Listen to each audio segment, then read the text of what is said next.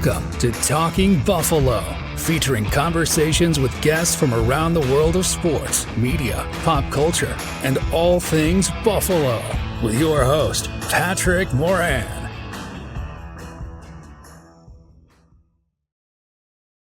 I have watched the All-22 film. I have sifted through the PFF grades and analysis, and I got plenty of Buffalo Bills takeaways on the heels of a very gut-wrenching loss. Let's call it what it is in Houston against the Texans on Sunday. Today here on Talking Buffalo, your weekday daily driver for Buffalo Sports Talk and more.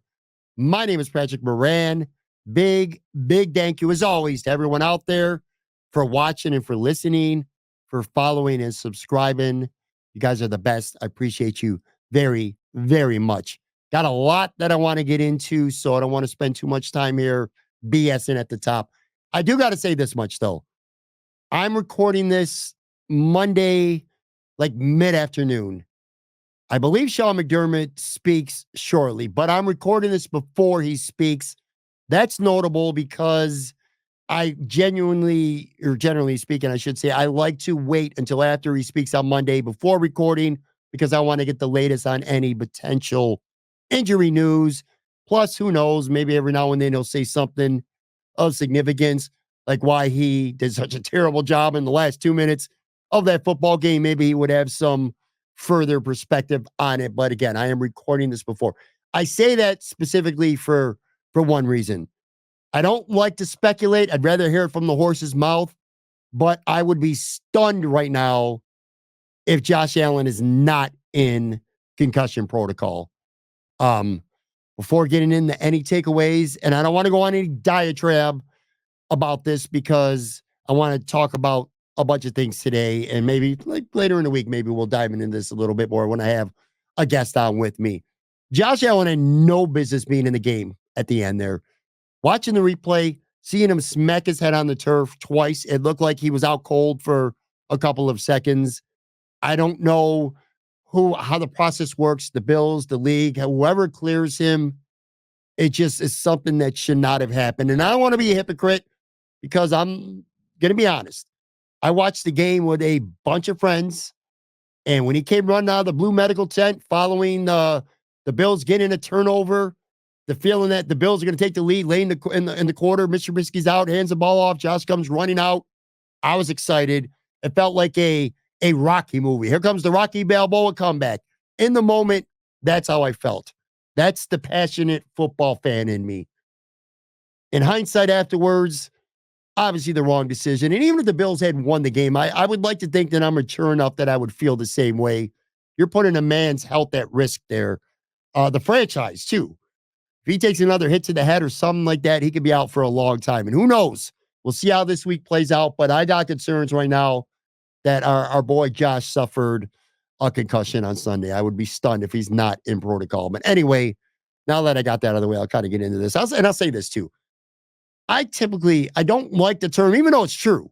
I don't deny the validity of it, but I just don't like that it's a week-to-week league saying.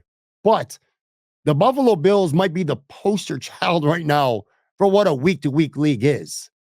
Because it's hard to fathom how the narrative about this football team has changed so much from the end of week 3 when they're 3-0 and they smacked the shit out of Jacksonville on Monday Night Football to 2 weeks later where they go from being number 1 on almost every power ranking to a team that feels like they may never win a football game again.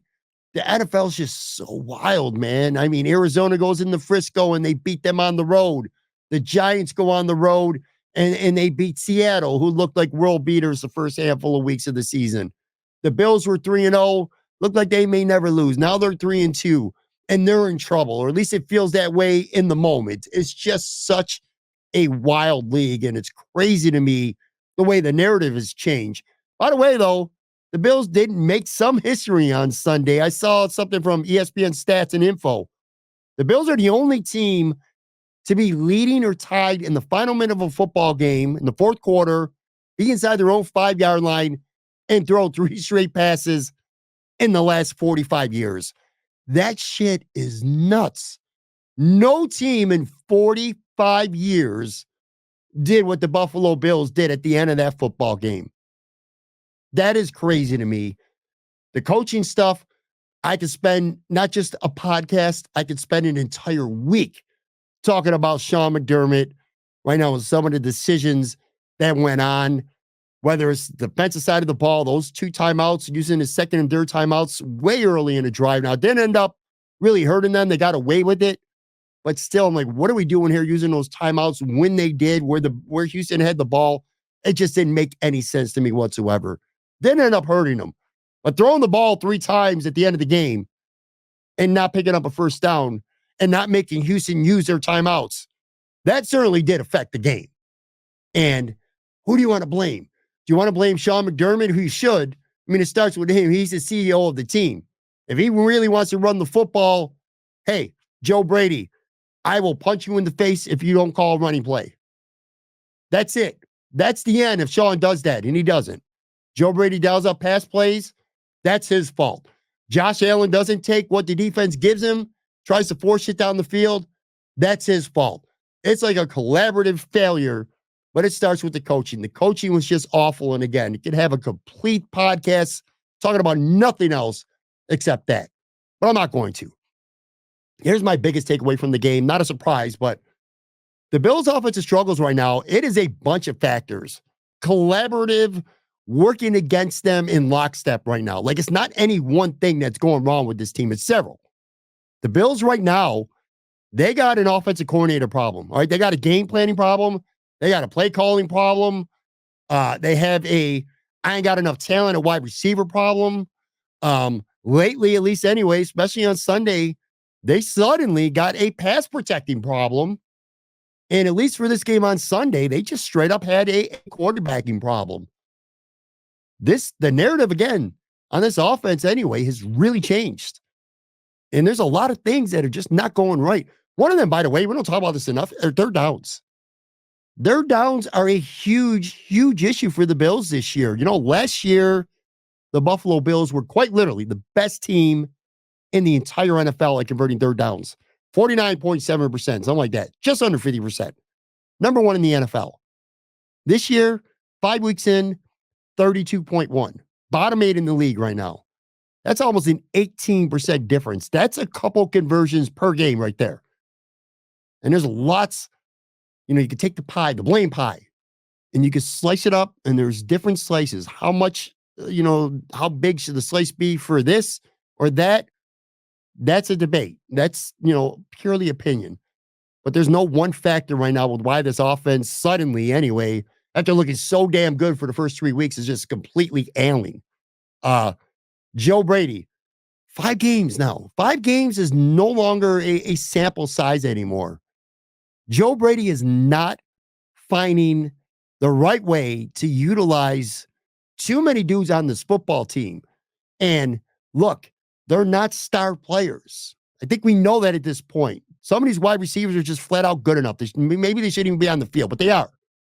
But they're not bums either.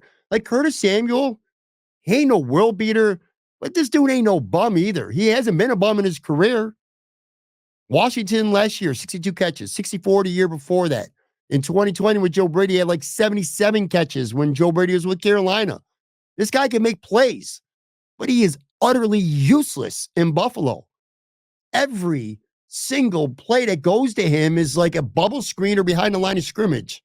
Like, is Curtis Samuel not capable of going 8 to 15 yards, intermediate routes, and making some things happen, being good in space? I don't know, because I ain't seen it. That, to some extent, got to be on Joe Brady, right? Ditto, MVS. Look, MVS, again, not great, maybe not even good coming into Buffalo, but he's at least been serviceable with the Chiefs in Green Bay. The Chiefs won 2 Super Bowls with him as their WR2, right? He is useless with the Buffalo Bills. 5 weeks in now, too. You want to talk about useless? You can make a case that MVS shouldn't even be on the team. But Dawson Knox makes like $10 million. Dawson Knox has 3 catches for 30 yards. Not on Sunday. For the season. 3 catches, 30 yards, 5 games for Dawson Knox. That, I don't understand it. Dalton Kincaid is not really taking that next step. I mean, there's a couple plays that are on him. No one else but him got to make the catches. Had a big 3rd and 2 drop in Baltimore. Tough catch on Sunday that he should have came down with. He didn't, though. But he's not taking that next step. James Cook feels like he should be even more of a weapon coming out of the backfield and catching the football, especially these last couple of weeks where Houston, Baltimore playing a lot of man-to-man, bringing pressure. It's when you slip a guy out in the backfield, make that quick little throw out to the flat, let your guy do some work out there. Not seeing it. Like, where's the creativity with Joe Brady? Where's the motion? Where's the unpredictability of an offense that was supposed to be, unpredictable? Everyone eats. An offense that was supposed to be fun and you didn't know what you were going to get. You didn't have Stephon Diggs here sucking all the targets away from anyone else. Joe Brady has not been very good the last couple weeks. Now, it's obviously not just him. You call plays, players got to execute. And there's not much more you can say about the wide receivers that hasn't already been said. They ain't good enough. All right. Now, I knew Khalil Shakir was good and I knew I liked him. I didn't realize how important he was to this team until Sunday, because these wide receivers, at least on Sunday, they sucked. It was terrible, man. 18 targets to wide receivers, and they got 4 out of 18. That's absurd. And that's not even just a this week thing. That's minus Shakir and almost every week thing. Keon Coleman has had 2 really nice plays this season, actually 3 really nice plays this year. But he's got 9 catches in 5 games for $175. That's it. Samuel, 9 catches for the season, 48 yards. 5 weeks in, and Curtis Samuel doesn't have 50 yards receiving. I mean, what are we doing here? Matt Collins, who I was wrong about. The Bills signed him, and I fell on that hype train. Maybe I started the hype train. I did a show literally called Matt Collins is better than you think he is. Oh, no, he's not. He's a special teams guy who's the 4th, maybe 5th best receiver on a football team. And you're seeing it. 17 targets this year. He's got 6 catches, 73 yards. And he looked clueless twice trying to track a football on Sunday. It was embarrassing. MVS, 2 catches for the year. I mean, I can't express how bad these receivers have been and how many times they're in man-to-man coverage. You've seen that on film, like 0 coverage from the defense, and they're bringing more and more pressure at Josh Allen because defensive coordinators are realizing MVS, Matt Collins, these dudes ain't getting open, and you ain't got to cover them for long. You could bring pressure because they're not separating at the line. Keon Coleman, too, and they're not getting open. Again, Matt Collins, he can't track a ball. He can't really do anything else except block. Keon Coleman, nice touchdown, although to be fair, I mean, let's be honest here, the defender slipped a little bit, gave him an opportunity to break it off and run. Now, I'm not taking anything away from him. It was a good play. And Keon Coleman is showing early on that he can make plays. But he's also inconsistent. Had a ball literally bounce off his helmet. That was embarrassing. MVS doesn't make a catch that he needs to make. Contested or not, you got to make the play. Again, Curtis Samuel is just utterly invisible in this offense. I said on yesterday's show, I'm going to say it again. Brandon Beane better make a trade. If you're serious about winning, you got to go get a wide receiver. I get why you wouldn't want to do it like in the offseason or maybe even before, right before the season started. But to me, it looks pretty clear that even despite the Bills' struggles, how shitty they've looked the last 2 weeks, it's still the best team in the division. It's all about getting to the playoffs, get a home game. You got to change the way you're operating this year. The mindset has to change for 2024 because this is a team. The Jets in Miami are not as good as most people and probably Brandon Beane thought they were going to be. Go get yourself a receiver because this crop minus Shakir pretty much sucks. The offensive line has regressed the past couple weeks too. Now, to be fair, 2 very good defensive fronts they played against, but I don't care. Part of it, by the way, is, more pressure is being dialed up because, again, guys ain't getting open quick. They're making Josh Allen have to make quick decisions by bringing pressure. But part of that is they're simply not protecting that well. Not as good as they did early in the year. You look at the stats. They don't lie. Sometimes they do, but this time they don't. Pressure rates. First 5 games of the year. Arizona, Josh Allen was pressured only 20% of the time. Miami, 30. Back down to 23.5, Jacksonville. All 3 of those are decent numbers. But last week in Baltimore, 44% of the time he was pressured. And even more so in Houston on Sunday, 45.7%. Almost half of his dropbacks, he's under pressure. That's just not sustainable for, 2 weeks now. He's had back-to-back injury scares. And again, he might have a concussion right now. He almost got hurt against Baltimore. Josh Allen ain't going to last 17 games under that kind of pressure, getting hit like he's getting hit, and this offensive line missing as many blocks over the last 2 games as they have.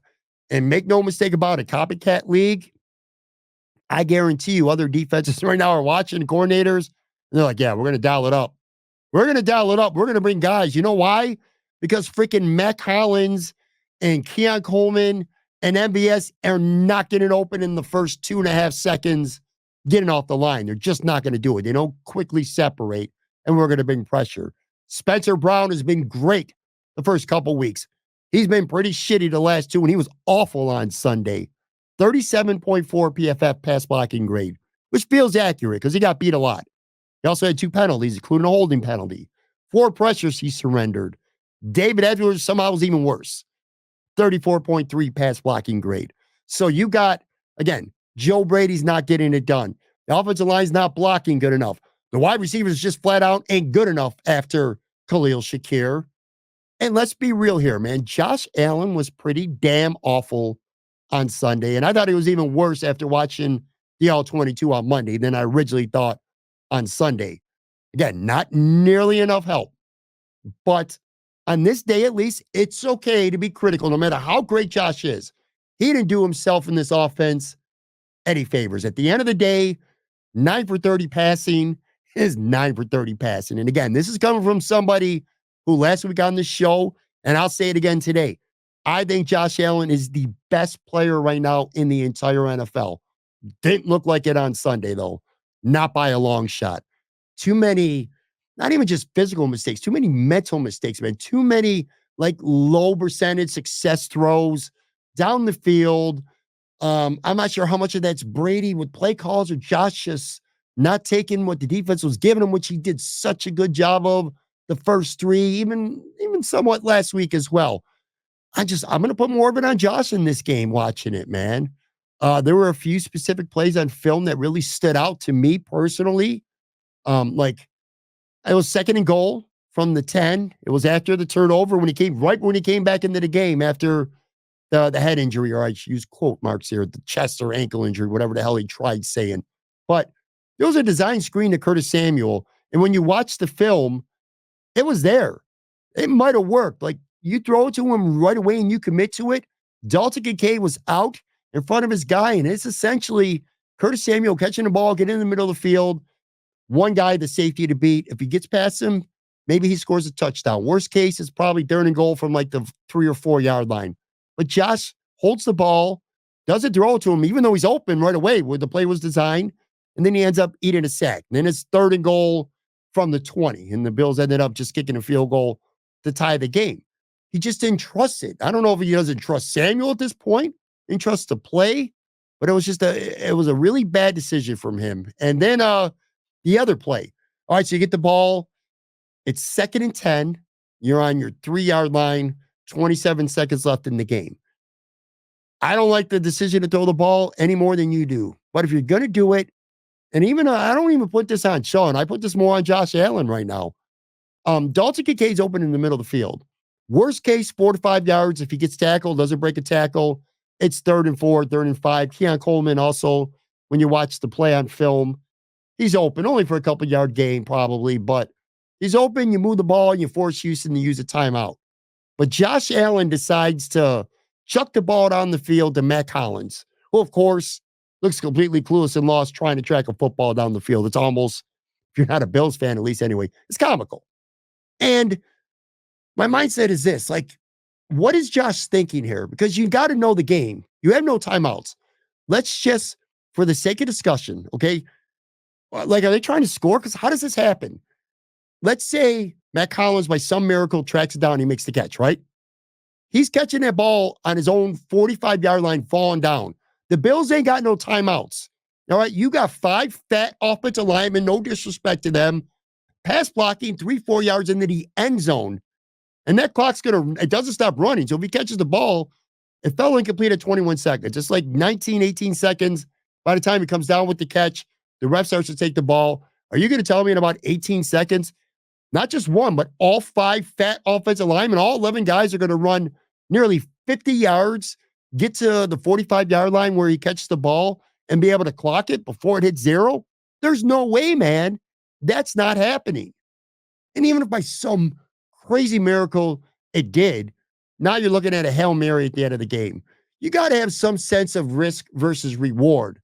And there's just times where Josh Allen, for all the wonderful traits that he brings to this football team and as much fun as he and joy as he is to watch play, he just does some really stupid ass shit. And that's what this was. That play was some dumbass shit. Dumbass shit by Sean McDermott to not demand a run. Dumbass shit by Joe Brady to call a pass play where Josh even has the potential to make a bad decision and throw the ball deep instead of trying to take, something short and underneath and see what happens on third down, and he chucks the ball. There was nothing to gain whatsoever. Again, Brady and McDermott, they deserve blame for putting him in that position, but that's on Josh, man. It was just a brain dead decision. The first 3 games, all the success Josh had, man, it was taking what the defense gave him, forcing stuff a little bit here and there, but kind of like risk versus reward things. And it's these last 2 games, especially this one, just pressing. And they better find a way to get him out of that because this team doesn't have the horses to play football that way. They don't got guys like Diggs or Gabe Davis who are at least capable of making these plays. You're not going to get these plays from the Matt Collins or the MVSs of the world. It's just not going to happen, man. That ain't Jamar Chase out there trying to hunt down that ball you're chucking up. That ain't CeeDee Lamb out there. It's Matt Collins. It's just crazy. So lots of shit to be mad about on the offensive side of the ball. I'm going to take a quick break, come back. I think for the most part, minus a couple things here and there, I thought the defense played well enough, maybe more than well enough to win. We'll talk about that, a little bit of special team stuff, and a couple final thoughts as well right after this break.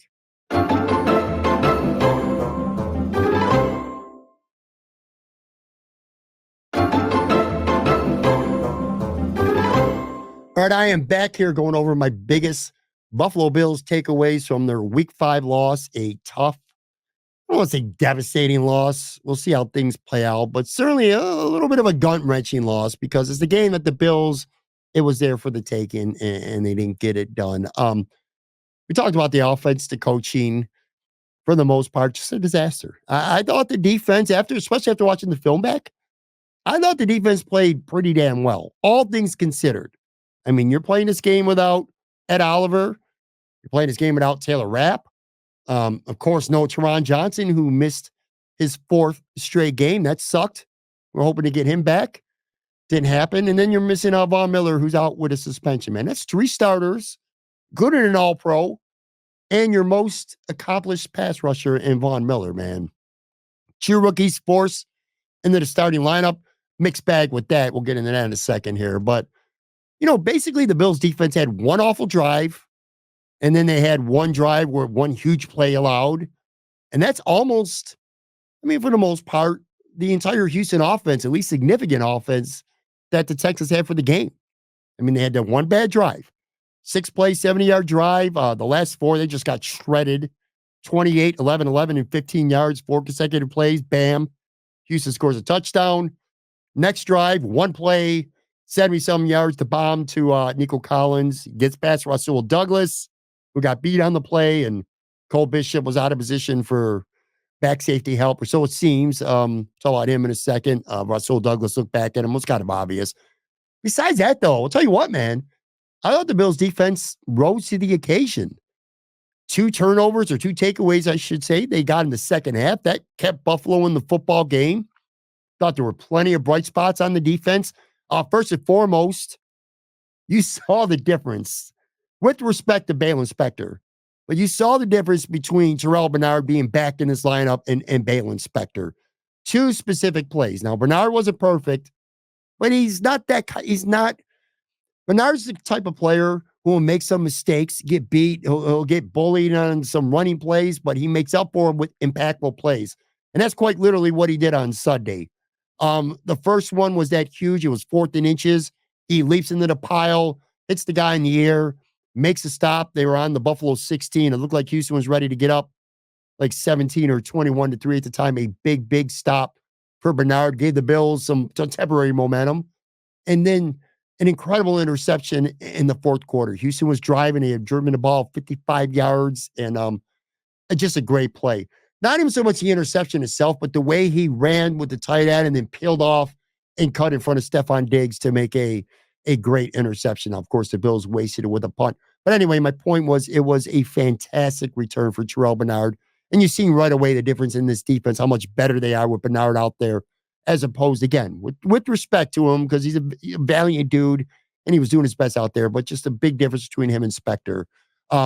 I thought the rookie Dwayne Carter had a very, very nice first start. In fact, he surprised me a lot. I thought he was one of the few Bills to actually even show up in the first half. I played 36 snaps, 2 pressures, a quarterback hit. He had 3 tackles, 2 for a loss. Again, very active, a real nice confidence boost for him. I feel much better about him going forward now in this lineup.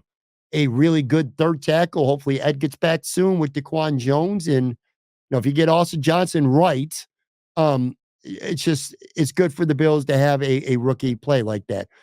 Christian Benford, I feel like this is a broken record every week with this guy. He's so good, we just take him for granted. You don't hear his name much because teams ain't throwing at him. Now they got the middle of the field to work with, so why would you? But at some point, you got to say this guy's good that teams are game planning to stay away from him. 1 catch he allowed for 3 yards. He's like in the top 4 right now in PFF in almost every graded category among cornerbacks in the league. I think he's like got the 4th best overall PFF corner grade, literally the best tackling grade. He's a very physical corner, by the way. Best tackling grade of any corner in the NFL right now. I think he's got like the 3rd best coverage grade as well. So he was fantastic. I thought Dwan Smoot had a nice little impact. Forced that fumble in the second half. They're in the fourth quarter, I should say. That was a big play. Greg Rousseau didn't have a sack, but he was bringing pressure all day. He was in the backfield a lot. You want to see him finish and get home when he had a couple opportunities, but he was a presence out there for sure. I thought DaQuan Jones woke up because I thought he was borderline garbage the first month of the year, but I thought he had a pretty good game. Best of his season, in my opinion, anyway. And then Dorian Williams. I feel like he's getting better every week. And I'm starting to trust Dorian Williams more and more every week. It feels to me like the game is starting to slow down for him a little bit. Like he's not getting fooled as much on play action and other bullshit that he was getting hooked on earlier in his career. It just feels like he's really settling in. And with good players, the game just feels a little bit slower. And I feel like that's kind of, he's not making me not miss Matt Milano. I don't want to go that far, but it seems like he's on a little bit of a trajectory like Terrell Bernard was from year 1 to year 2. I'm kind of starting to sense that a little bit with Dorian Williams. I thought he was really good. Pretty much there were 3 areas of deficiency with the defense that really hurt them. 1, tackling. Tackling was shit, and that's been a problem a lot with this team. PFF had them at 10 missed tackles. Felt like a lot more to me. There were some plays where I felt like I saw 3 or 4 missed tackles on one play on film. But anyway, Jones, Bernard, Bishop, Smoot, Groot, Branson Dean. I forgot he was even on the roster. He was elevated from the practice squad. They all had PFF tackling grades under 46. So that's not good. Speaking of not good, the second issue, Cam Lewis, just ain't good enough. It's kind of similar to the Bale Inspector trying to replace Terrell Bernard thing. Like Bale Inspector's a nice little player. He's a good depth guy. You feel like you're not going to get murdered if he's out there. But the difference between Spector and Bernard is night and day. It's just like that with Cam Lewis compared to Teron Johnson. Like a valiant effort, but it's just a gaping physical talent difference between Teron and Cam Lewis. He was targeted 12 times in this game, gave up 10 catches, 96 yards, 5 first downs. Stephon Diggs had most of his success in the slot against Cam. He had 4 catches for 47 yards. Tank Dell, 3 catches for 30 yards. Xavier Hutchinson beat him on a 19-yard play, too. It's imperative that this team gets Teron Johnson back soon and healthy and 100%. He's missed 4 games now. Was hopeful he'd be out there on Sunday. He wasn't. Very important they get him back because a big drop off with Cam Lewis, and you're seeing it. And then the last thing, again, sounding like a goddamn broken record, but just crappy safety play. I'm actually going to start with Cole Bishop, too. His first start of his career, and I'm sure it's one he'd like to forget. He whiffed on tackles, poor positions at times. Sure seems like, again, by the Rasul Douglas reaction, that he was supposed to be deep on that, deep safety help on that Nico Collins touchdown. He got froze there. I'm not down on him. It's his first start. He's a rookie. He missed a lot of camp, so he missed time, and it's a very tough situation to have your first start on the road against an explosively talented Houston offense and one of the greater quarterbacks in the league. He'll get better. I feel good about him, but right now you're trying to win, and if he's healthy next week, I don't think Cole Bishop did enough to make me hope he stays in the lineup over Taylor Rapp. Even though I think he's got more upside and eventually he'll be better, I want a guy who's going to make a play. Not that Taylor Rapp's made plays, because this ain't even an endorsement of Taylor Rapp. It's more what I saw from Cole Bishop on Sunday. I'm not sure that Cole Bishop would be the right pick right now over Taylor Rapp if Taylor Rapp gets back healthy this week. But maybe he can play free safety, because I'm going to tell you right now, as for Damar Hamlin, I just don't know what to say anymore. He's not good enough, okay? He doesn't make plays, period. He didn't make a play on that interception on Monday Night Football. He got a gift from Trevor Lawrence. He airmailed the ball 10 yards over Brian Thomas Jr.'s head. I like Damar. I do, and I know most of you do as well. But your boy, he's not athletic enough. He's not physical enough. If a blocker gets their hat on him, it's over. 10 out of 10 times. I'm not sure I've seen a play on film this year where Damar Hamlin has got an awful block to make a play. And we're talking 5 weeks into the season. Like, his only goal is to not get beat for an 80-yard touchdown. That's what it feels like with Damar Hamlin. He runs backwards. It's insane. Mike Edwards, I tweeted about this on Sunday. He got 1 snap in this game, by the way. He was active because Taylor Rapp didn't play. I'm like, is Mike Edwards some kind of idiot who just doesn't know the playbook? Because I can't figure out why this guy's not getting a look right now. He's won 2 Super Bowls, not as a starter, but as a backup who played plenty. Why and you signed him, he was an early free agent signing. He's getting like nearly $3 million. How's this guy not even getting a look right now? I know Sean McDermott likes Damar Hamlin. I know he likes these high character guys. Damar's a fighter. He's a warrior. He's a great person. I'm sure his teammates will go through a wall for him. I get all that. But it's just getting ridiculous, man. The safety position is just an eyesore for the Bills right now. It's almost as bad as wide receiver. That's how bad it is. I really hope that this is the week where either Mike Edwards gets a look or you move Cole Bishop to the free safety side and see what he could do there with Taylor Rapp next to him. I don't know. One other thing, special teams, real quick, because we're going to get out of here. It seems like every game, something happens that hurts them at least once per game. And I know this doesn't sound like a big deal, but hear me out, folks, because this did kind of prove to be a big part of the game. So you're near the end of the second quarter. There's 43 seconds left. The Bills are punting from their own 28-yard line. Sam Martin rips a nice punt, a 59-yarder that former Bill Robert Woods fields at his own 13. You watch it on the film. Kyer Elam is the right gunner. I don't know if this was by design or if he just somehow ended up there. He ended up on his ass, which I'm sure that wasn't part of the design, but he's the right gunner, cuts inside, middle of the field, left part of the field, the wrong side of the field, and ends up on his ass. Cole Bishop, who's on the second level blockers, takes a bad angle, and he misses an opportunity to tackle Robert Woods at the 25. Should have had him, but he didn't take a good angle, maybe a half step too slow there. The long snapper, Reed Ferguson's close, but he can't make that play either. So the combination of Elam being out of position, or so it seems on film anyway, Cole Bishop just taking a shitty angle, and Reed Ferguson not being able to make the play, it's a big difference, because if you make that play, you got Woods down at the 25-yard line, but they don't. They miss him, and it ends up being a 24-yard swing in field position. He gets all the way out to the 49-yard line, and ends up mattering because Fairburn, on the last play of the half, kicks a 50-yard field goal, and they go up 17-3. Again, just 3 points, and right before the half. But obviously, those 3 points turn out to be a huge part of this football game. So again, just it's an under the radar gaffe, but it's definitely a gaffe nonetheless, in a play that kind of hurt the Bills in that game. To put a wrap on this, and we're going to talk plenty more about the team, of course. all week long. Look, you got to beat the Jets. It's as simple as that.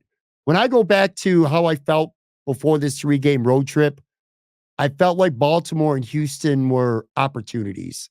Like I was almost nonchalant about them. I'm like, if you go beat one of these teams, great. It would be a signature win, a statement win. I certainly wanted, and at least in the case of the Houston game, kind of expected the Bills to win. I didn't really expect them to go to Baltimore and win. Not the greatest matchup for them. But, it's like, all right, well, if you lose these 2 games, it's going to suck. And people are going to be down on you a little bit. But it's all about the Jets game to me.